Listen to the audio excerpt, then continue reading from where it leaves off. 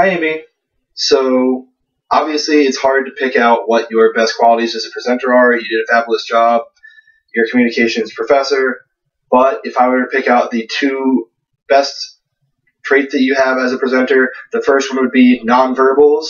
I mean, you are so passionate during all the time. You're flinging your hands around, and it's a great example of illustrators using your nonverbals to demonstrate your point and kind of add to it and draw more attention to it.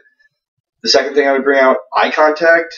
I can remember a few times where it was almost like we were having a staring contest in class because I like to maintain a lot of eye contact to kind of have the active listening thing going on, and you are just zoned into everybody around the classroom, and it's great.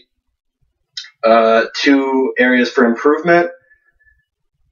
It might seem a little weird, but I'm going to go back to nonverbals again. Sometimes you get so into it with your whole passion for communication and teaching, you kind of do some weird leaning forward stuff and throwing your hands around, and sometimes it's a little off the point and not quite what you were.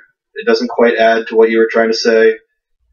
My second one was going to be sometimes we had a difficulty as a class having a conversational class rather than, which I think is what you were trying to go for, is more of having a conversation with students rather than you just standing up and lecturing. And I know you said that our class is a little bit quieter than most years, and maybe that was a little bit of our fault. But I think during the persuasive speeches, when we did that little bit of asking questions and giving feedback to the students after they gave their presentations was really nice, and that was a really good chance for us to have a conversation. And even when they were presenting topics, when we were allowed to have that talk, I thought that was really nice. So maybe adding that into the informative briefing and some of our other times, kind of getting us to talk up and give feedback to our classmates is a really good way to inspire conversation.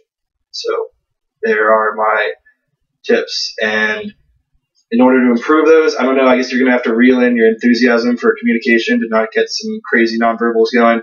And then as far as getting us to converse more, I already kind of went over that. So